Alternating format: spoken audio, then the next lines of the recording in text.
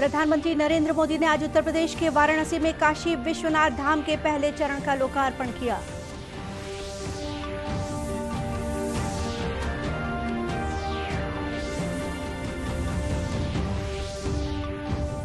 छत्तीसगढ़ विधानसभा का शीतकालीन सत्र शुरू। पहले दिन सदन में दिवंगत नेताओं को श्रद्धांजलि अर्पित कर कार्यवाही कल तक के लिए स्थगित।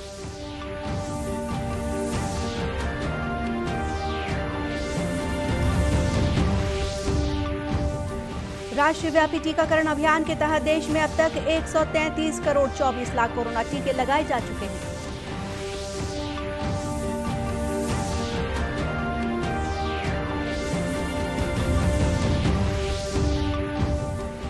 और भारत की हरनाज संधू 2021 की मिस यूनिवर्स चुनी गई।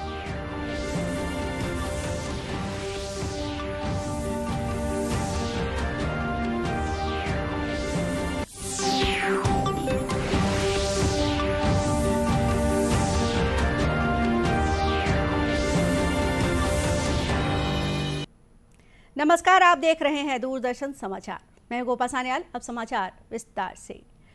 प्रधानमंत्री नरेंद्र मोदी ने आज उत्तर प्रदेश के वाराणसी में काशी विश्वनाथ धाम के पहले चरण का लोकार्पण किया। इस अवसर पर 3000 से अधिक संत और पदाधिकारी उपस्थित थे। प्रधानमंत्री पहले काल भैरव मंदिर पहुंचे, जिन्हें काशी का रक्षक माना जाता है। उन्होंने मंदिर में पूजा अर्चना भी की। उसके बाद प्रधानमंत्री गंगा जल लेकर काशी विश्वनाथ गलियारे से होते हुए काशी विश्वनाथ धाम गए।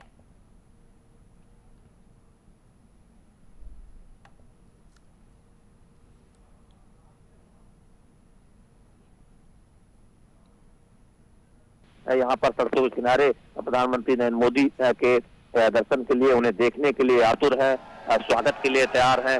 छोटे छोटे बच्चे प्रधानमंत्री नरेंद्र मोदी को धन्यवाद देने के लिए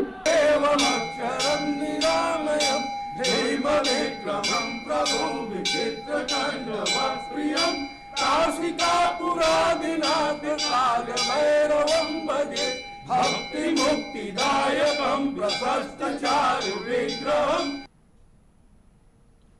इस अवसर पर प्रधानमंत्री ने परिसर में उपस्थित जन समुदाय को संबोधित करते हुए कहा कि बाबा विश्वनाथ धाम नए भवन का परिसर नहीं बल्कि सनातन संस्कृति का प्रतीक है। उन्होंने कहा कि हमारा सौभाग्य है कि हम बाबा विश्वनाथ के नव्य और भव्य स्वरूप का लोकार्पण कर रहे हैं।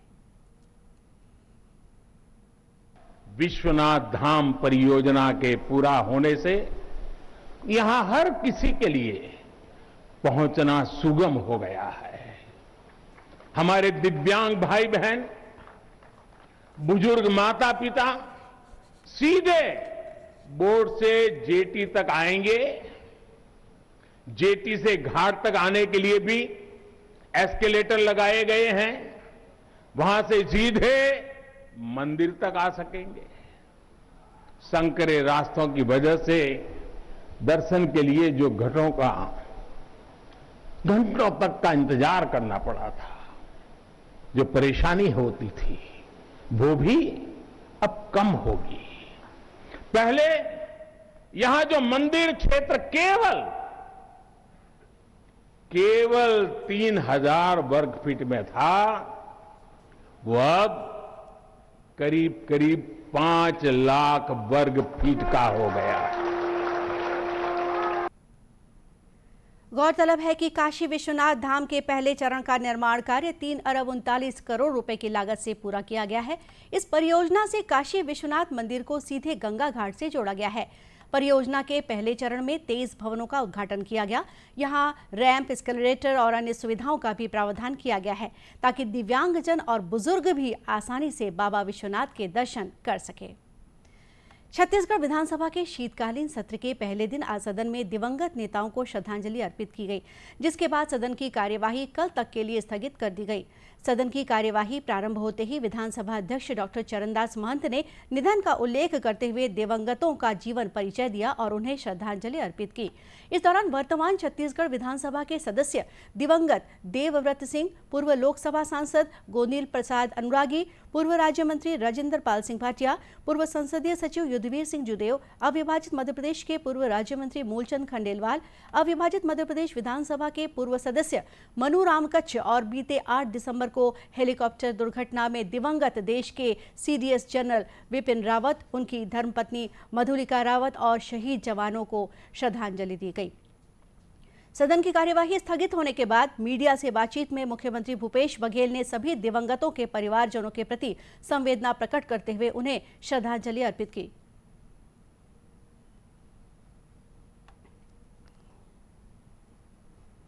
मध्य प्रदेश के विधानसभा में और छत्तीसगढ़ की विधानसभा में जो सदस्य रहे उसे छोड़ने पड़ा, उसे श्रद्धांजलि हम लोग दी। और साथ ही जो 8 दिसंबर को CDS विपिन रावत जी, धर्मपत्नी और साथ ही अन्य 11 अधिकारी और सेना के जवान जो शहीद निधन हुआ, वो एक अपूर्णीय क्षति पूरे राष्ट्र के लिए और उस घटना से पूरे देश को झकझोर दिया। वहीं विधानसभा में नेता प्रतिपक्ष ने मीडिया से बातचीत में बताया कि अविभाजित मध्य प्रदेश और छत्तीसगढ़ विधानसभा में सदस्य रहे दिवंगत नेताओं को सदन ने आज श्रद्धांजलि दी है। इस दौरान सभी दिवंगतों के सम्मान में 2 मिनट का मौन रखकर उन्हें नमन किया गया। ऐसे दिवंगतों को आज प्रथम दिवस में उनको श्रद्धांजलि दी गई है, जिसमें मुख्य रूप से हमारे साथी देवराज सिंह जी साथ में काम करते रहे और होनहार रहे। अल्प समय में चले जाना निश्चित रूप से हम सबके लिए दुख का विषय है। गोदीन अनुरागी जी, मूलचंद खंडेलवाल जी और युद्धवीर सिंह जी तो बहुत ही 39 साल की उम्र में चले गए। इसी प्रकार से हमारे बस्तर के कैसलूर के हमारे विधायक रहे और हमारे जो डिफेंस के प्रमुख विपिन रावत जी। राष्ट्रपति रामनाथ कोविंद ने आज उन बहादुर सुरक्षा कर्मियों को श्रद्धांजलि अर्पित की जिन्होंने वर्ष 2001 में आज ही के दिन आतंकी हमले में भारतीय संसद की रक्षा के लिए अपने प्राणों की आहुति दी थी। अपने ट्वीट संदेश में राष्ट्रपति ने कहा कि राष्ट्र उनके सर्वोच्च बलिदान के लिए सदा कृतज्ञ रहेगा। उपराष्ट्रपति एम वेंकैया नायडू ने 2001 के संसद आतंकी हमले के शहीदों को श्रद्धांजलि दी है। श्री नायडू ने कहा कि राष्ट्र शहीदों का सदैव ऋणी रहेगा। उन्होंने कहा कि आतंकवाद मानवता और विश्व शांति के प्रति बड़ा खतरा है। उपराष्ट्रपति ने कहा कि दुनिया के सभी देशों को एकजुट होकर आतंकवाद की बुराई से निपटना चाहिए। प्रधानमंत्री नरेंद्र मोदी ने 2001 में संसद पर हुए हमले के दौरान ड्यूटी पर तैनात शहीद हुए सुरक्षा बलों को श्रद्धांजलि अर्पित की। अपने ट्वीट संदेश में श्री मोदी ने कहा कि राष्ट्र के प्रति उनकी सेवा और सर्वोच्च बलिदान सभी नागरिकों के लिए प्रेरणा स्रोत रहेंगे।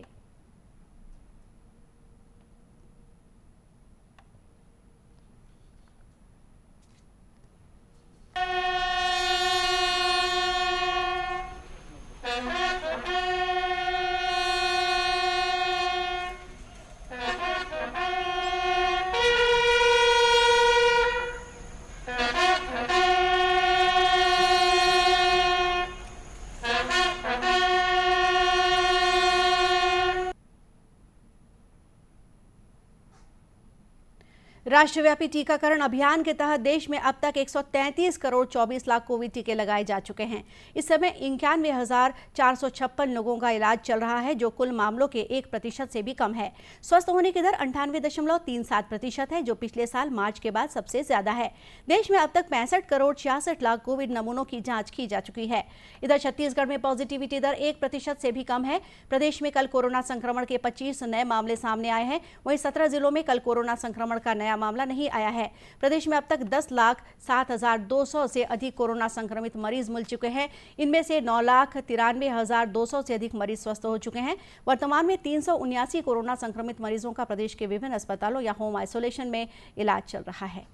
समाचारों का सिलसिला आगे भी जारी रखेंगे। फिलहाल लेते हैं छोटा सा ब्रेक।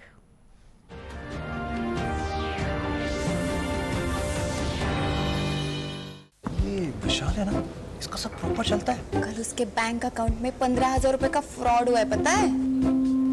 इसको तो कोई टेंशन ही नहीं होती है। देखना। टेंशन क्यों? मेरी कोई गलती नहीं थी। फिर भी फ्रॉड होने पर मैंने तुरंत बैंक को इन्फॉर्म कर दिया। आरबीआई कहता है अगर आपके अकाउंट से किसी ने धोखे से पैसे निकाले हैं तो बैंक को जल्द से जल्द इन्फॉर्म कीजिए। 3 दिन के अंदर इन्फॉर्म किया तो कोई नुकसान नहीं होगा। जितना लेट करोगे उतना ज्यादा नुकसान। और सुन, सब चलता नहीं है, प्रॉपर चलाना पड़ता है। आरबीआई कहता है जानकार बनिए, सतर्क रहिए।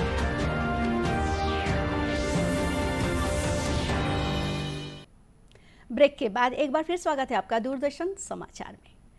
दुर्ग जिले के भिलाई में नगरीय निकाय चुनाव के लिए राजनीतिक दलों के प्रचार और बैठकों का दौर जारी है। इस सिलसिले में एक ओर जहां प्रत्याशी अपने अपने वार्डों में जनसंपर्क कर अपने लिए मतदान की अपील कर रहे हैं, वहीं पार्टी के वरिष्ठ जनप्रतिनिधि भी प्रत्याशियों के पक्ष में प्रचार कर जनता से वोट मांग रहे हैं। भिलाई के कांग्रेस चुनाव प्रभारी मोहम्मद अकबर भी पार्टी प्रत्याशियों के पक्ष में लगातार राजनीतिक सभाएं कर रहे हैं। प्रचार के दौरान मीडिया से बातचीत में उन्होंने बताया कि मूलभूत समस्याओं को दूर करने का लक्ष्य लेकर पार्टी चुनाव मैदान में उतरी है।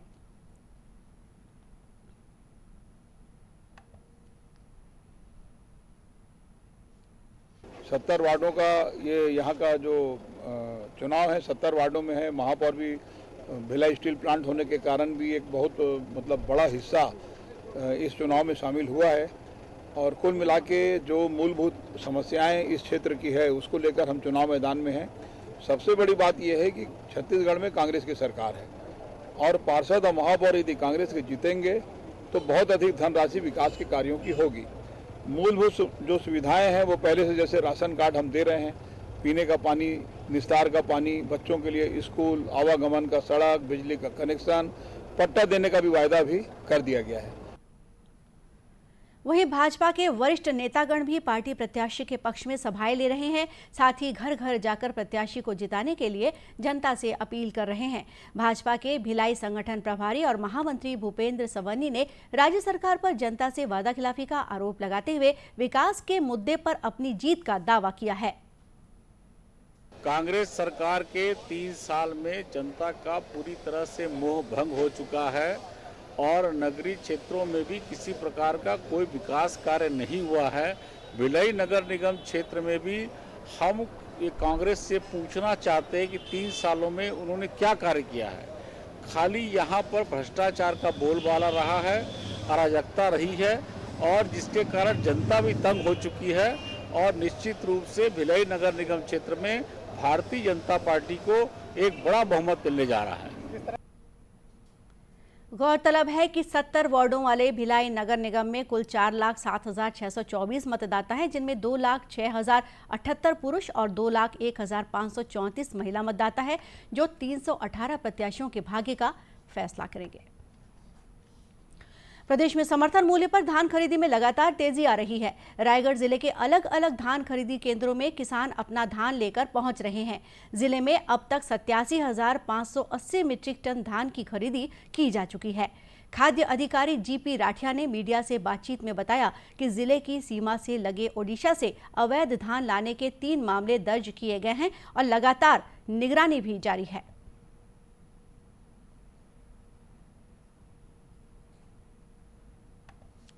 रायगढ़ जिले में अभी तक 8,77,000 धान की खरीदी हो चुकी है, जिसमें से 3 लाख धान खरीदी का जो मात्रा है उसको डीओ मिलर को किया जा चुका है, जिसमें अभी धान खरीद केंद्रों में 5 लाख करीब शेष है। चेक पोस्ट लगे हैं जिसमें अंतर्राज्यीय उड़ीसा बॉर्डर से लगे गए हैं, उस पर चौकसी लगाया गया है। 3 पालियों में ड्यूटी की जा रही है।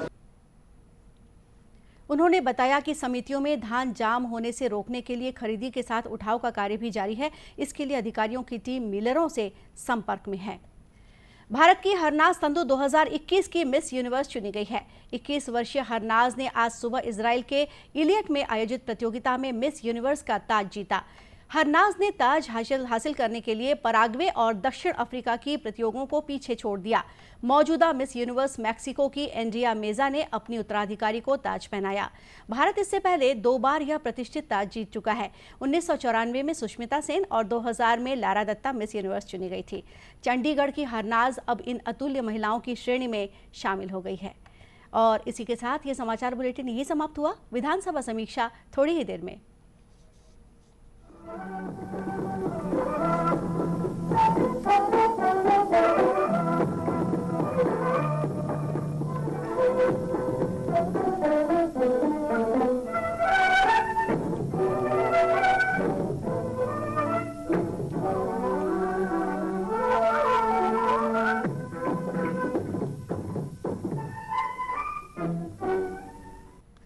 छत्तीसगढ़ विधानसभा का शीतकालीन सत्र का पहला दिन दिवंगत सैन्य कर्मियों और नेताओं की स्मृतियों के नाम रहा। सदन ने हेलीकॉप्टर दुर्घटना में शहीद हुए chief of defence staff general Vipin Rawat, उनकी पत्नी और 11 अन्य सैनिकों के साथ मानसून सत्र से इस सत्र के बीच दिवंगत हुए जनप्रतिनिधियों को श्रद्धांजलि दी। इसके बाद सत्र की कार्रवाई मंगलवार सुबह 11 बजे के तक स्थगित कर दी गई। सुबह सदन में पहुंचते ही विधायकों ने विधानसभा अध्यक्ष डॉक्टर चरणदास महंत को जन्मदिन की बधाई दी। औपचारिक शुरुआत के बाद विधानसभा अध्यक्ष डॉक्टर महंत ने खैरागढ़ विधायक देवव्रत सिंह, पूर्व सांसद गोदिल प्रसाद अनुरागी, पूर्व मंत्री राजेंद्र पाल सिंह भाटिया, पूर्व संसदीय सचिव युद्धवीर सिंह जुदेव, अविभाजित मध्य प्रदेश में मंत्री रहे मूलचंद खंडेलवाल और अविभाजित मध्य प्रदेश में विधायक रहे मनोराम कच्छ के निधन का उल्लेख किया। उन्होंने 8 दिसंबर को हेलीकॉप्टर दुर्घटना में शहीद हुए देश के पहले chief of defence staff general Vipin Rawat, उनकी पत्नी और 11 अन्य सैनिकों की सेवाओं का उल्लेख करते हुए उन्हें श्रद्धांजलि दी। मुख्यमंत्री भूपेश बघेल ने देवव्रत सिंह से अपनी बात की शुरुआत करते हुए सभी दिवंगत नेताओं के साथ अपनी स्मृतियां साझा की। उन्होंने कहा कि राज परिवार में रहते हुए भी देवव्रत सिंह ने मानवीय गुणों के आधार पर आम लोगों के साथ अच्छा व्यवहार रखा। उनकी माता के निधन के बाद खैरागढ़ में 1995 में हुए उपचुनाव में कम उम्र में विधायक बने थे। वे अनेक विषयों में बेबाकी से अपनी बात रखते थे। वे 2003 में राजनांदगांव से सांसद भी निर्वाचित हुए। उन्होंने गोदिल प्रसाद अनुरागी को श्रद्धांजलि देते हुए कहा कि 93 वर्ष की उम्र में उनका निधन हुआ। वे मस्तूरी से विधायक रहे। गायन प्रतिभा के कारण लोगों के बीच उनकी अच्छी पकड़ थी। राजेंद्र पाल सिंह भाटिया को श्रद्धांजलि देते हुए वे मध्य प्रदेश और छत्तीसगढ़ विधानसभा में काफी सक्रिय रहे। प्रश्नकाल का वे बड़ा उपयोग करते थे। छत्तीसगढ़ में राज्य मंत्री के रूप में उनका बड़ा योगदान रहा। पूर्व विधायक युद्धवीर सिंह जुदेव के निधन पर उन्होंने कहा कि 39 वर्ष की कम उम्र में उनका निधन हो गया। वे उभरते हुए राजनीतिज्ञ थे। विनम्र व्यवहार के कारण वे पूरे जशपुर क्षेत्र में जाने जाते थे। उनके निधन से जशपुर क्षेत्र को बड़ा नुकसान हुआ है। वे दलगत राजनीति से ऊपर उठकर अपनी बात रखते थे। मूलचंद खंडेलवाल के निधन पर श्रद्धांजलि देते हुए अध्यक्ष ने कहा कि वे सामाजिक क्षेत्र में काफी सक्रिय रहे। बस्तर के केशलूर क्षेत्र के विधायक रहे मनोराम कच्छ हमसे कम उम्र में ही बिछड़ गए। उनके निधन पर सभी को दुख है। उन्होंने जनरल विपिन रावत के निधन पर उन्होंने कहा कि यह देश के लिए अपूरणीय क्षति है। नेता प्रतिपक्ष धर्मलाल कौशिक ने दिवंगतों को श्रद्धांजलि देते हुए कहा, गोदिल प्रसाद अनुरागी, युद्धवीर सिंह जुदेव, राजेंद्र पाल सिंह भाटिया और मूलचंद खंडेलवाल की स्मृतियों पर बात की। सदन में दिवंगतों को श्रद्धांजलि देने के बाद विधानसभा अध्यक्ष डॉक्टर चरणदास महंत ने दिवंगतों के सम्मान में सदन की कार्यवाही मंगलवार सुबह 11 बजे तक के लिए स्थगित करने की घोषणा की। और इसी के साथ विधानसभा में आज की समीक्षा समाप्त हुई। नमस्कार।